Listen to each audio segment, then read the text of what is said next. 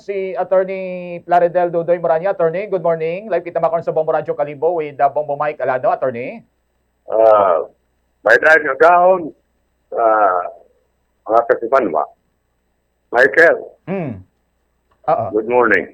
Oo. Attorney, no, say daton nagtuto ka man ka BE or kahapon-tapon sa BE sa Rayag karang day 1 itayag confirmation of charges against the former president, no, sa ICC. Pwede mo, attorney, ma-i-plaster ka ton. Ano ro mga naging senaryo gato ka BE?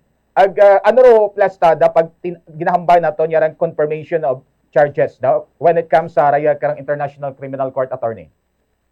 Yes. Doon kinatawag na confirmation of charges ay kaya na sinahangan doon na requirement sa aton na International Criminal Court para mapamatudan na may probable cause ro pag-okusar kay former President Rodrigo Roa Duterte. Now, sa umpisa yamang ay may naghambal nga no one is above the law. So kung sa aton pa ay yung batas is hard, but it is still the law. We have to respect it. So umpisada ay dugintawan is lidwa na mag-out opening statement ay prosecution. Abungan niyo, naghambang naman mana bukod tayo present si former President Duterte. But that was granted by the court because discretion tanan is patron. Huwag mat kinangan yung gate na present itimaw. Dahil confirmation of charges parang ma-establish o ginatawag probable cause. Okay. Parang ipadayon rong pagbista o kaso kontra kay former President Duterte. Puno sa opening statement is prosecution.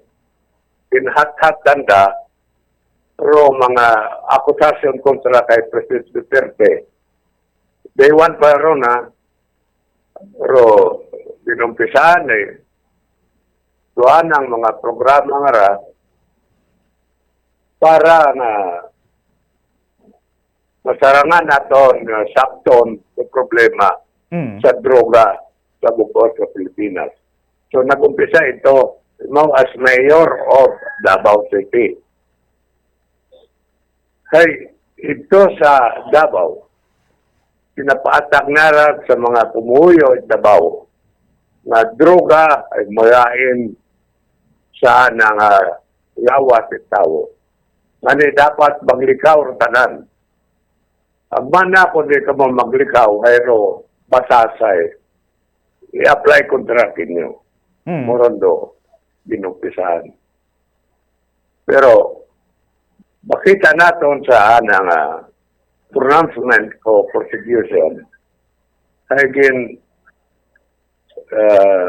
patak na o tanan na planabo constituting the crime of crimes against humanity. It involves murder, it involves summary execution, o kung nano pa ang nagplanabo na kontra sa batas. Ay mga niron, may tawan sa dahit ligwa nga magpreparar tawan sa dahit oras both the prosecution and the defense para nga magpreparar sa adang confirmation of charges.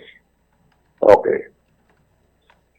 Pintawan man itligwa ro aton mga biktima, I mean, abogado nga dipinsa si Attorney Kaufman. Attorney Hoffman. Okay. Actually, may atin tang Pilipino manani nga kaibahan ni Dr. ni Attorney Hoffman nung tawan matugada nga makapresentar. Kung sa aton pa ay do mga charges nga to ay gin-pronounce o prosecution at subject na depensahan ng daro sa uli. The purpose lamang kara ay ito establish probable cause para nga mapadayon do pagbista kung daya nga asunto kontra kay former President Duterte. Oo. So, Roy, no, pinaka main point ka attorney, no, maka-establish it probable cause para masayran kung igapadayon or pagbista o per trial or kung hindi, medyo makaroon na plastada. So, Raya, medyo prior o preview sa charges, reklamo, prosecution, and then preview man sa medyo plastada, depensa, attorney, medyo makaroon daro, Raya, karanga sa kuanyara makaroon, confirmation of charges. Eksakto. Mm. Ay dahil daya ko yan ay wapat na gina-pronounce pero ginasawa na guilt ni President Duterte. Raya mga akusasyon pa yan subject to prove a quantum of evidence beyond the reasonable doubt. Ma-criminal prosecution ka mga kasimanwa. Kung criminal prosecution, you have to prove the guilt of the accused beyond reasonable doubt. This is almost 99.09%.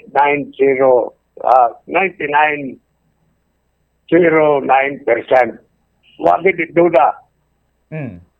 Now, kung civil case ra, ay pinatawag yung natin na 51% yun din, presentar ko sa pihak ng grupo, pasaro ni Mao. Na, kung sa aton pa, ay daya dahil criminal prosecution. Dapat i-prove that by beyond a reasonable doubt. Sinduda, kung sa aton pa.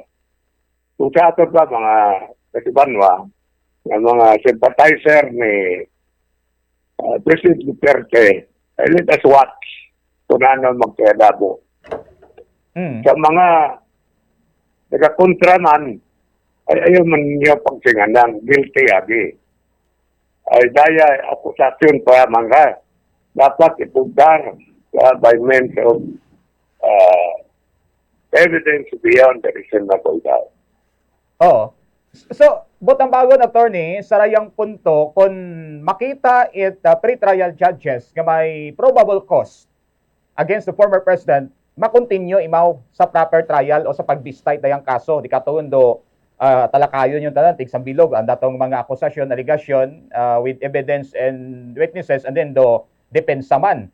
Kung makita nga wa probable cause, ano attorney, within my possibility nga within this point, makwit or makauli ro former president kung halimbawa man nga wa makita nga probable cause, ano ro Roy no posibleng maging plastada ka attorney? This is International Criminal Court. After all, the accused is presumed innocent until the contrary is proved. So, ay kung nawa probable cause, ay paali ninyo ma-proceed ng pagbista ko kaso. Gawat ron. Okay. Sa trabaho at International Criminal Court, mga katiwadwa, kita ay signatory ko rin. This is called the Rome Statute. Signatory kita. Pero, nag-dismember kita uli.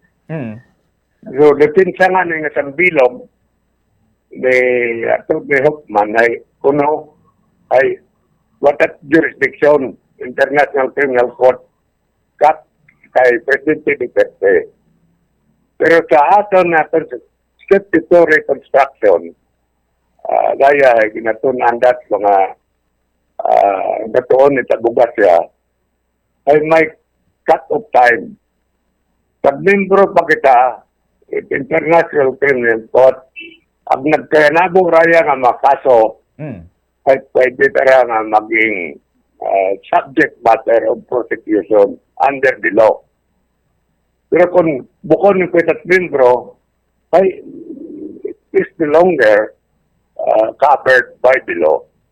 International Criminal Court. Okay. Okay. So ay mga ni ron na natural na nagkaroon na magbutang depensa o mga defense counsel. Kasi obligasyon na nandaron depensaan the rights and the everything about the defense. Okay. By the way, 4 days raya karanga schedule gara attorney no it confirmation of charges medyo up-at kita nga adlaw. I don't know kung dayag mataro proper procedure na dagito karon sa ICC and halimbawa matapos rayang confirmation of charges, mga manot buhay posible nga makapag-uwa decision kararo pre-trial pre-chamber trial para makahambay sa kung may probable cause o kung uwa ro depende sa time na pag-usisa ko mga judges sa International Criminal Court.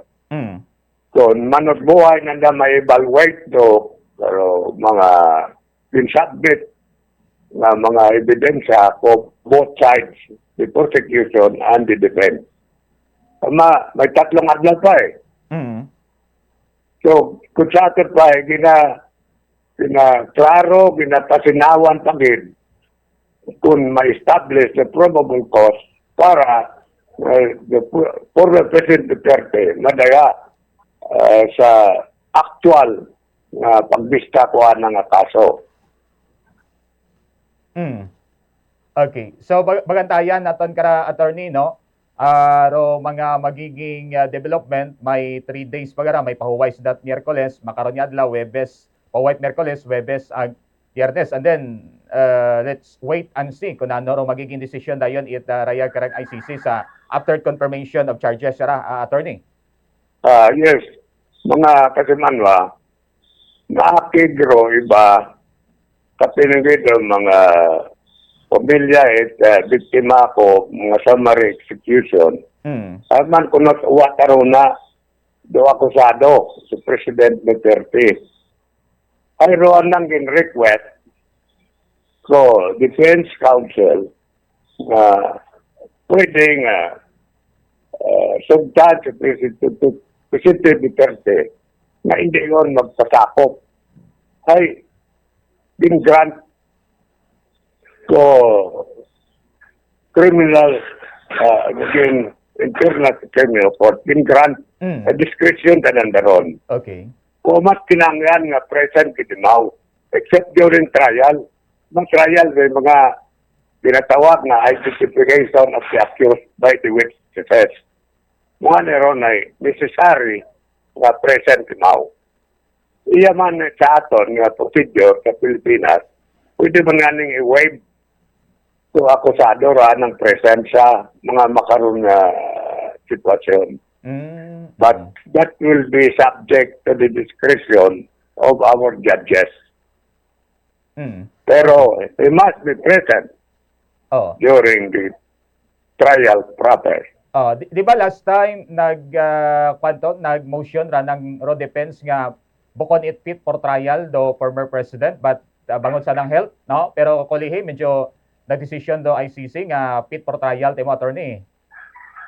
Ay may findings ro andang independent medical group of examiner nga gin appoint to International Criminal Court.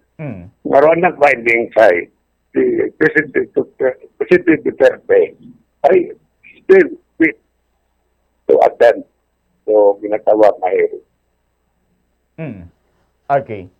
So dro depensa sa imo bing pagtanaw attorney possibly pwede na magamit ro allege ito nga ginambal na sa una nga pag daga ito kay former President Rodrigo Duterte nga ginaligar na dang illegal no rather pag bit-bit pagdaga ito sa dahig del ron yan what ginambal na dang what jurisdiction but ro pagdako po nes Pilipinas illegal wa nag-agi sa local court naton and then diniretso at tao ito sa International Criminal Court. Sino pagtanaw posible pwede na magamit ron sa ulihi just in case mapostro ro case sa pagbista attorney? Well, kaya naon pa taron because ako man nga ni bukod man ako kontento sa pagdakop kay President Duterte. Bangod nga kung ikaw ay an officer serving the warrant, ay dapat ay tawaan ka na mo kopya pero tao nga subject of being arrested. Ay dato ay ginbasa nga sa cellphone ni Torre. Ay bukod sa tama nga procedure nun. Ay ugaling gusto taganda nga black mo tayagi. Because may arrangement ko no, pero Interpol, iya sa aton nga Interpol at NBI. I don't know kung saan yun nag-participate karon. But doon ako nung napamantaw, ay dapat yung sunod na procedure. Na dapat i-furnish mo warrant of arrest pero tawong gina-aresto hambangon may mau na ikaw ay arresting officer and I am putting you under arrest. Ay natagin dakop ka sa basahan kaya sa cellphone. Bukod mga nakot kontento ka to pero nanabuko tayo. Ang hamanit haom sa aeroplano. Anyo nga plano ron. Wa man ako tinong sabat nga ron. So, maron nga ni, nga alinon mo ito imaw. Under the jurisdiction imaw, International Criminal Court. Okay, sige. So, bantayan naton do mga development, no? May pilang adlaw pa sa rayang confirmation of charges. Last lang siguro, attorney, imo lang may tugyan sa aton yung mga king manghura, no? Especially sa iba naton. May mga nagabantay, mga nagatutok sa ring kaso rin former president, may mga taga-suporta o former president, may mga nagakontra sa dating presidente, agsari-sari ro mga reaksyon kare. As a Filipino, ano ro mayan natong himuon kara sa rayag kara nga sitwasyon nato senator aton makaron nga plastada as Pilipinas kababong isyu kita gina pangatubang aboro kinanggan nga yuso naton especially sa issue of corruption, attorney. Yes, that's true. Pero sa mga sympathizer ni President Duterte ay aton nga tawa tugada nga maubra po International Criminal Court kawan nga duty it must be fair and just para sa pasado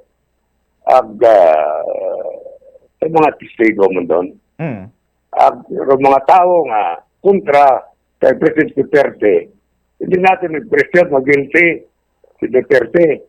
After all, the accused is presumed innocent until the contrary is proved. So, dapat i-prove pa sa prosecution during the trial process na guilt beyond reasonable doubt. What duda gid? Ay kung may duda, ay kaso ay i-acquit si President Duterte. So mga kasumanwa, nabilid ko yan, kalma yan kita. Both mga sympathizers ng President Duterte, agro mga oposisyon. At lastly, ay binabilin ko sa ato mga butante na next time ay magpili kita mga public official na maging angay. May kasarang, may abilidad, may tagipusoon, makatawo, may tagipusoon na accountable to the public, na bukon niya mga na pamakay ito sa tao. Mani ay, minatuod, makasarang pa ako, pero hindi ako magkandidato ng kwarta, may bakas buso. So, mga kasiwan, tanawon sa gedang, kaya nato mga Pilipino nga mag-elect a public official na maging angay sa 2028. Sabay pa nga, this is the lesson to learn. Yung mga napenado nga ra, o mga gera kontra droga, pwede man nato da nga implement Basta wangat pagpap, ginawat perhatian yang isihat ay gusto sa Senado. Pagtawan, due process at equal protection do mga tao na maaresto because of their activities on drugs. Ay mga neron, bilin ko, lastly, ay let's respect the role of law and observe due process and equal protection of the law. Okay. Mga kasubanwa, nagayan nga gawag inyo tanan, sabay pa, naruhatong pirmi nga pangamuyo, ay ganinyo kita, kahayagan ang enlightenment as well as grasya at Ginoo. Abo nga salamat. Abo nga salamat sa bumbo. Okay. Sige, thank you so much kid ha, kay Attorney Plaridel Morania.